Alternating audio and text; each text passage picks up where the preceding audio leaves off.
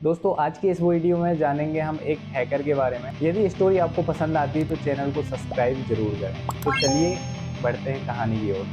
दोस्तों आज के समय में सबसे ज़्यादा ज़रूरी है आपकी हेल्थ अच्छी रहे, आप फिट रहें, आप हेल्दी रहें, आप सुरक्षित रहें, सिक्योर रहें। उतना ही ज़रूरी है हैकिंग से बचना, ताकि आपका डाटा सुरक्षित रहे और कोई भी फ्रॉड आपके साथ ना हो। आज मैं हैकिंग से जुड़ी एक सच्ची कहानी बताने वाला हूँ और आप हाल में हो रहे ऑनलाइन फ्रॉड और स्कैम से कैसे बच सकते हैं जानेंगे वीडियो के अंत में। दोस्तों चलिए कहानी को स्टार्ट करते हैं। बट आपने क्या ऐसे हैकर के बारे में सुना है जो सिर्फ कंप्यूटर ही नहीं, टेलीफोन लाइन, पब्लिक ट्रांसपोर्ट या किसी भी नेटवर्क को हैक कर सकता हो और बार बार पुलिस में गिरफ्तार होने के बाद भी फिर से हैकिंग स्टार्ट कर दिया हो। ये हैकर इतना चालाक, होशियार और शातिर दिमाग का था कि इसको कभी फ़ोन रिचार्ज करना पड़ता था, ना कभी बस का किराया, बिजली बिल, ये सब कुछ उसको नहीं देना पड़ता था। एक समय में ये हैकर नोकिया, IBM और काफ़ी सारी बड़ी बड़ी कंपनियों का सिर दर्द बना हुआ था। ये कंपनियां ही नहीं बल्कि बड़े बड़े बैंकों को भी हिलाकर रख देने वाली हैकिंग का काम करता था। अब आप सोच रहे होंगे आखिर ये हैकर है कौन और इसका नाम क्या था। तो चलिए दोस्तों जानते हैं इस इंटरेस्टिंग हिस्ट्री को। कहानी शुरू होती है दोस्तों 6 अगस्त 1963 को, क्योंकि इसी दिन दुनिया का most wanted hacker Kevin Mitnick का जन्म अमेरिका के लॉस एंजलिस शहर में हुआ था। मिटनिक बचपन से ही बुद्धिमान, तेज दिमाग, बहुत इंटेलिजेंट था। धीरे धीरे मिटनिक बड़ा हुआ और बड़े होने के साथ साथ मिटनिक कंप्यूटर की कमियां ढूंढना स्टार्ट कर दिया। वह सिस्टम की कमियां ढूंढकर उनका फायदा उठाना अच्छी तरह जानने लगा था। मिटनिक ने इसकी शुरुआत 12 साल की उम्र में कर दिया था। इनफैक्ट दोस्तों सन 1975 में लॉस एंजलिस शहर के अंदर बसों में पंच कार्ड का इस्तेमाल किया जाता था और यह एक ऐसी मशीन होती थी जो उसमें से टिकट बाहर निकल कर आती थी। उसमें एक छोटा सा छिद्र होता था और खाली टिकट वहाँ पर बहुत सारी रखी हुई होती थी। ठीक है, तो इसका मतलब ये था दोस्तों कि जब भी कोई व्यक्ति बस में सफ़र करता था तो उसकी जो टिकट होती थी उसमें एक छोटे आकार का छेद होता था, ताकि कोई भी व्यक्ति नकली टिकट बनाकर सफ़र ना कर सके। दोस्तों जो कि मिटनिक का दिमाग बहुत तेज चलता था, इसलिए उसने इस सिस्टम के अंदर एक कमी ढूंढ ली। फ्रेंड्स, वो कमी ये थी कि कंडक्टर हर टिकट में एक ही आकार का छेद बनाया करता था। इसलिए मिटनिक को ये समझने में देर नहीं लगी कि इस सिस्टम को हैक करने के लिए एक पंच होल बनाने वाली मशीन की ज़रूरत है, और उसने एक टिकट को लिया और उसी साइज़ की एक पंच होल मशीन बनवा लिया। फिर दोस्तों क्या ही कहना, जहां सभी बच्चों को बस में पैसे देकर टिकट लेना पड़ता था, वहीं मिटनिक 12 साल की उम्र में फ्री में यात्रा करता था। मिटनिक के इस तरीके को सोशल इंजीनियरिंग कहा गया। इसके बाद दोस्तों मिटनिक नई तरह की सोशल हैकिंग से जुड़ गया। उसको फ़ोन फ्रीकिंग कहा जाता था। इनफैक्ट उस समय में इंटरनेट यूज़र नहीं थे, ना इंटरनेट का उतना ज़्यादा चलन था। वो समय इंटरनेट के शुरुआत का समय था। ऐसे में टेलीफोन ही एक ऐसी टेक्नोलॉजी थी जिसको हैक किया जा सकता था। फ़ोन फ्रीपिंग करने का मतलब दोस्तों बिना कोई पैसा खर्च किए मुफ्त में बात करना, फ्री में कॉलिंग करना, फ्री में बात करना। बट मिटनिक ने दोस्तों इस कला को एक कदम और आगे एक्स्ट्रा ले गया, बिकॉज फ्री कॉल के अलावा किसी भी नंबर को ढूंढने, अपने नंबर छिपाने और अपनी इनकमिंग कॉल का बिल किसी अदर व्यक्ति के बिल में ऐड करने में माहिर था। क्योंकि मिटनिक की उम्र काफ़ी कम थी, उसको इस बात का अंदाजा नहीं था कि वो ये सब काम करके कानून का उल्लंघन कर रहा है। वैसे दोस्तों मिटनिक किसी लालच, लोभ या पैसे कमाने का जरिया हैकिंग को नहीं समझता था।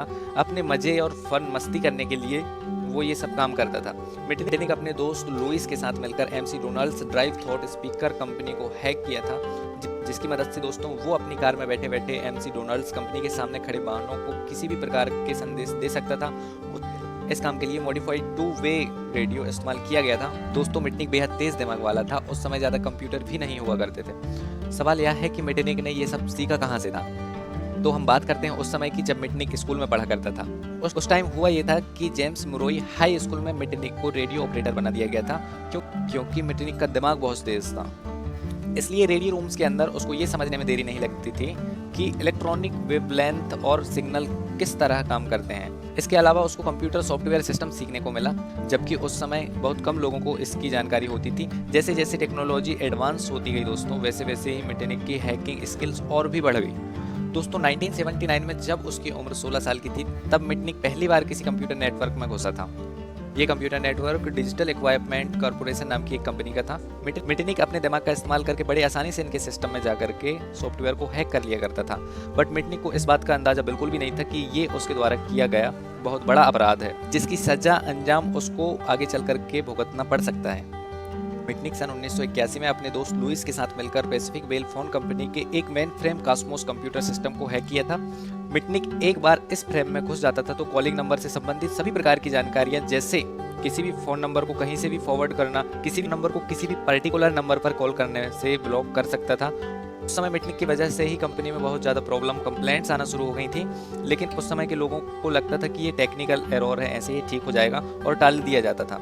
एक बार मिटनिक पैसिफिक बेल कंपनी में घुस गया था। उसका प्लान कॉस्मोस सिस्टम रूम में जाकर लोगों के पासवर्ड चुराना था, लेकिन मिटनिक का दोस्त लुइस उसकी सभी गतिविधियों के बारे में अपने एक दूसरे दोस्त को बताता था, जिसके बारे में मिटनिक को बिल्कुल भी जानकारियां नहीं थी। जिसके बाद मिटनिक को गिरफ्तार कर लिया गया और उसको 3 महीने की जेल की सज़ा सुनाई गई। सभी लोगों को ये लगने लगा था कि मिटनिक अब सुधर जाएगा, लेकिन जेल से आने के बाद उसको हैकिंग का पागलपन और तेज़ी से बढ़ गया। जेल से निकलने और ज़्यादा मेहनत करने लगा। जेल से निकलते ही उसका अगला टारगेट नासा यानी नेशनल सिक्योरिटी एजेंसी बन गया था। साल 1983 में जो हैक उसने किया वो शायद उसके करियर का सबसे बड़ा हैक था। उस समय में Mitnick university of south California में पढ़ता था। उसने यूनिवर्सिटी में ही एक ओल्ड कंप्यूटर की हेल्प से अर्पानेट सिस्टम को हैक कर लिया था, ठीक है, जो दोस्तों उस समय आर्मी और बड़े बड़े कॉरपोरेशन द्वारा ही इस्तेमाल किया जा सकता था। उसके बाद दोस्तों 1987 में मिटनिक एक फ्रेंड के साथ मिलकर डिजिटल इक्विपमेंट कॉरपोरेशन कंपनी की इंटरनल नेटवर्क को हैक कर लिया था। वैसे ये मिटनिक के लिए आसान इसलिए हो गया था क्योंकि उसका फ्रेंड उसी कंपनी में काम करता था। उसके पास वो सारी इंफॉर्मेशन थी जो मिटनिक को हैक करने के लिए चाहिए होती थी। इनफैक्ट दोस्तों मिटनिक अपने मजे के लिए हैक करता था, लेकिन दोस्तों इस बार उसके पास एक टास्क था। उसको VMS नाम के एक ऑपरेटिंग सिस्टम के सोर्स कोड को सीज करना था, बट उसका मिशन सक्सेसफुल हो गया। लेकिन उसको इस बार भी पुलिस के द्वारा गिरफ्तार कर लिया गया। क्यों दोस्तों, इस बार भी उसके दोस्त ने धोखा दिया। इस बार मिटनिक को 2 साल की जेल और 6 महीने घर में बिताने की सजा दी गई। लेकिन हैरान करने वाली बात यह है कि मिटनिक अभी भी नहीं रुका। उसने अब अपना निशाना IBM, नोकिया, मोटरोला जैसी बड़ी बड़ी कंपनियों को बनाया, जिसकी वजह से वो उस समय का सबसे बड़ा वांटेड हैकर बन गया था। और यहीं से उसके और पुलिस के बीच चूहे बिल्ली का खेल शुरू हुआ। FBI उसे बार बार गिरफ्तार करती और वो हर बार छूटने के बाद फिर किसी सिस्टम को हैक कर लेता।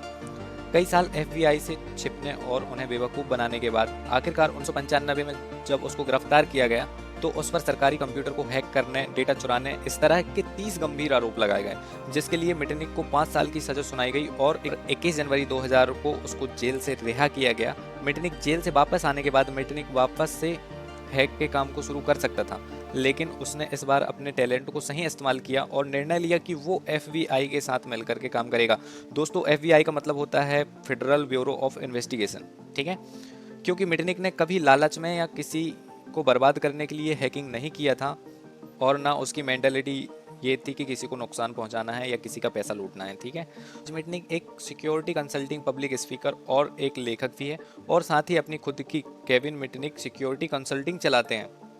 सो दोस्तों यहाँ पर हमारी कहानी एंड होती है और मैंने जो आपको वीडियो के फर्स्ट में बताया था कि आप हो रहे ऑनलाइन फ्रॉड से कैसे बच सकते हैं, तो मैं आपको शॉर्ट लाइन में बता देता हूँ। सबसे पहले जो आप अननोन वेब एक्सेस करते हैं या किसी भी वेबसाइट में जाते हैं, अपनी डिटेल्स डालते हैं, ईमेल आईडी डालते हैं, फ़ोन नंबर डालते हैं, आपका नाम डालते हैं, वो करना छोड़ दीजिए। सेकंड बात, किसी भी अननोन व्यक्ति या कोई कुछ भी कहे, कितना भी लालच दे कि हम आपकी लॉटरी लगी है, इतना पैसा आपके बैंक अकाउंट में आने वाला है, या कुछ भी बोले, आपको OTP, one time password share नहीं करना है। अननोन ऐप यानी दोस्तों ऐसी एप्लीकेशन जिनको आप बिल्कुल भी नहीं जानते और उनको एक्सेस करके रख लेते हो अपने फ़ोन में, या कोई भी काम करने के लिए आप डायरेक्टली जाते हैं और प्ले स्टोर में सर्च करके डाउनलोड कर लेते हैं, तो वो सही है, ठीक है, कोई बात नहीं है। लेकिन जो एप्लीकेशंस होती हैं दोस्तों, उनकी टर्म्स एंड कंडीशंस पहले आप रीड कर लें, उसके बाद अपने फ़ोन में इंस्टॉल करें। आपके मोबाइल में आप जो फ़ोन में बात करते हैं या कंपनी का नाम आपने बार बार लिया, ठीक है, तो उसके ऐड आपके फ़ोन में चलने लगते हैं, इसलिए अपने मोबाइल का डाटा ऑफ रखें। हर वक्त आपके मोबाइल का डाटा ऑफ रखें। जब ज़रूरत हो, जब इस्तेमाल करना हो आपको, तब बस आप अपने मोबाइल का डाटा ऑन कीजिए, नहीं तो उसको ऑफ ही रहने दीजिए, ठीक है। इंटरनेट कनेक्शन ऐसा पता नहीं कौन सी एप्लीकेशन आपकी इंफॉर्मेशन कहाँ भेज रही है, ठीक है, इसलिए थोड़ा संभल कर। इसके बाद है इंफॉर्मेशन कहीं भी अपने को एक्सेस नहीं करना है। सबसे पहले तो ये समझ लीजिए, आप इंफॉर्मेशन कोई भी अननोन व्यक्ति, आप उन पर विश्वास कैसे कर सकते हैं कि ना तो कोई अननोन व्यक्ति आपका रिश्तेदार है, ना आपका कोई रिलेशन वाला है। आपका क्या लगते हैं वो? जब आपके रिलेशन वाले, दोस्त, फ्रेंड्स ये आपकी हेल्प नहीं कर सकते, ये मदद नहीं कर सकते, लाख 2 लाख ऐसे ही डायरेक्टली आपको दे नहीं सकते, तो कोई अननोन व्यक्ति आपको कैसे दे सकता है, ठीक है। तो ये सबसे ज़्यादा जो ऑनलाइन फ्रॉड हो रहे हैं वो लालच की वजह से हो रहे हैं। सबसे पहले किसी ने आपको लालच दिया, उसमें ये हो जाएगा, वो हो जाएगा, लॉटरी लग गई है, इस तरीके के लालच देते हैं। उसके बाद आप उसमें फंस जाते हैं, बिलीव कर लेते हैं, पैसा भी भेज देते हैं और उसके बाद फिर दिक्कत में फंस जाते हैं। तो बहुत लोगों के साथ ऐसा हुआ है, तो यदि आपके साथ ऐसा हुआ तो आप तो समझदार हो गए होंगे, लेकिन जिनके साथ नहीं हुआ है वो इग्नोर ना करें, समझ जाएं इस बात से। ठीक है, ये स्टोरी आपको पसंद आई दोस्तों तो चैनल को सब्सक्राइब जरूर करें। धन्यवाद।